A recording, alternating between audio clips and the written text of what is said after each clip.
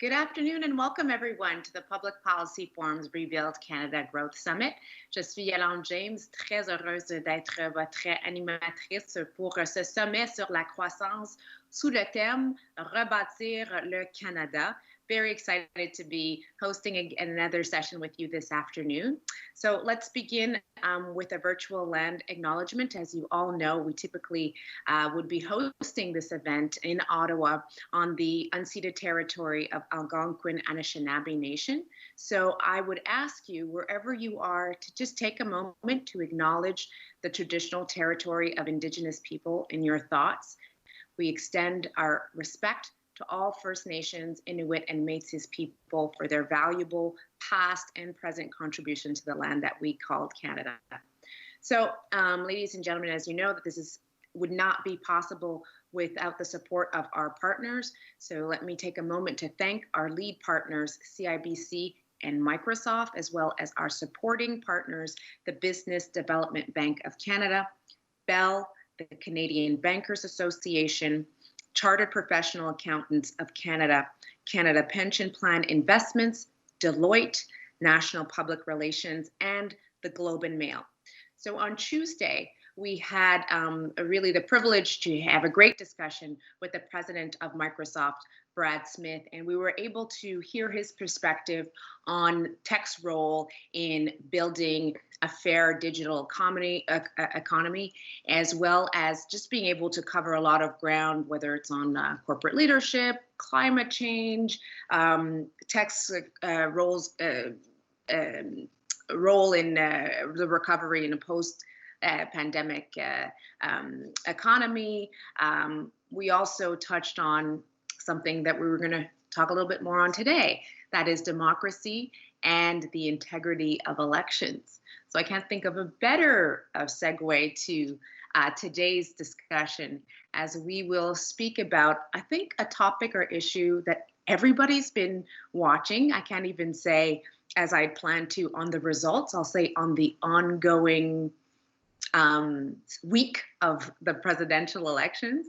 But at this time, we'll use the next 60 minutes to focus on what are the global ripple effects of the election and those results whenever they'll come. And to do so, we really have an excellent panel for you this afternoon with Jonathan Freed, Guy Saint-Jacques, and Georgina Black. So I'm just going to get right to them and introduce our speakers to you. Jonathan Freed is retired this year after a distinguished diplomatic career spanning law, economics, and trade. From 2017 to earlier this year, he served as the personal representative of the Prime Minister for the G20.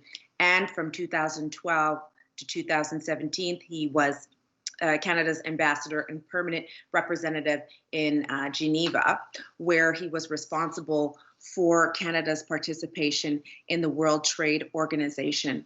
I will say, as I wanted to mention, we were going to welcome Janice Charette as well, was scheduled to participate, and unfortunately she won't be with us, and she sends her regrets. And we do have, however, with us Guy Saint-Jacques, who worked for Global Affairs Canada for nearly 40 years. He served as Deputy High Commissioner in London and as Deputy Head of Mission in Washington. More recently, he served as ambassador from 2010 to 2012 and ambassador extraordinary and plenipotentiary in the People's Republic of China from 2012 to 2016. He is a fellow at the C.D. Howe Institute, the China Institute at the University of Alberta, and the Montreal Institute of International Relations. Last but not least, Georgina Black, who will be moderating this discussion, is a consulting partner and managing partner in government and public services at Deloitte Canada, where she leads a team of partners and professionals transforming governments across Canada. So before I hand things over to Georgina for the discussion, let me just take a couple of seconds to remind you to please send in your questions or comments, but mostly your questions to the chat function and feed loop, and I will come in a little bit later on and join the discussion and relay those questions to our panelists. On that note, Georgina, the floor is yours. Yolande, thank you. Don't go too far. We'll be bringing you back to join in later on and to engage the audience. So it's my absolute pleasure to moderate today's panel.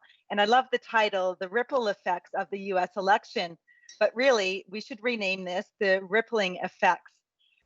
Really looking forward to today's discussion. And as we were preparing for it, of course, we were imagining three possible scenarios: a clear Trump win, a clear Biden win, and then just very unclear who is going to win.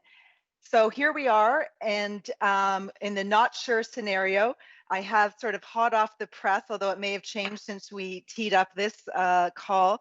According to Fox News, Biden has 264 of the electoral votes and Trump 214.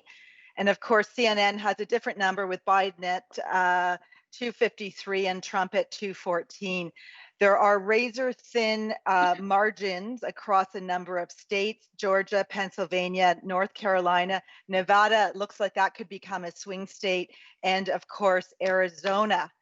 So panelists, we have so much to discuss. Thankfully, we have you here with us today to help make sense of the current situation, what this all means to the United States, what this means to Canada, and what this means to the world. So let's focus for a moment on reactions to the potential outcome. It's certainly an understatement to describe this election as highly partisan, highly contentious, and let's not forget that we're in the middle of a global pandemic. Guy, let me invite you first to share your observations of where we are at and what this means for US politics.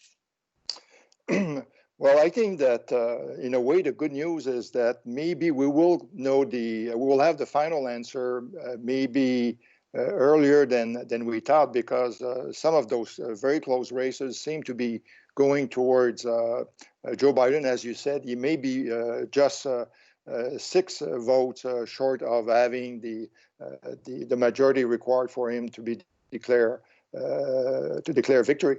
In any case, I think that comes December 14, when there will be the meeting of the grand electors, that we will have a clear decision. Of course, what this means is that the U.S. society comes out of that very polarized.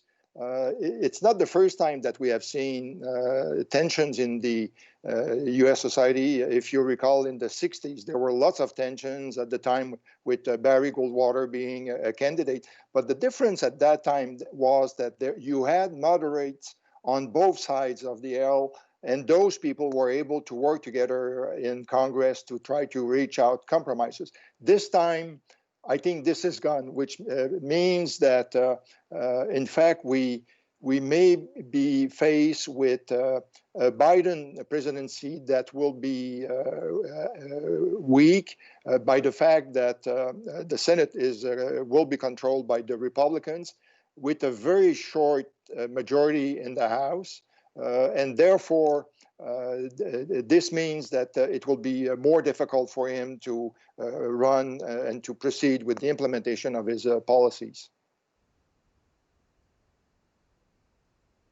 Thank you. Jonathan, what is your reaction? I think you may be on mute. Let me build on Guy's observations, because there is a natural tendency to view this in left versus right terms as just a simple polarization only.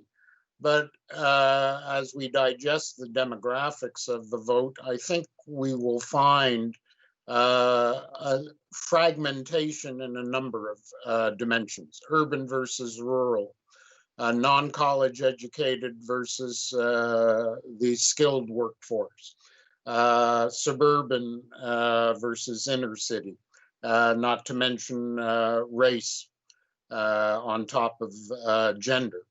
And thus, we've witnessed an election campaign and voting in a society that is fragmented across a number of dimensions.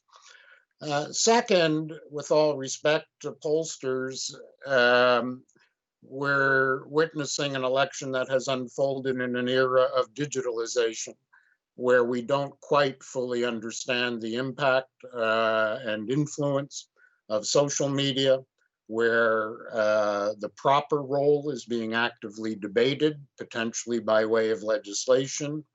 And that's a dimension that wasn't there in the 1960s at all.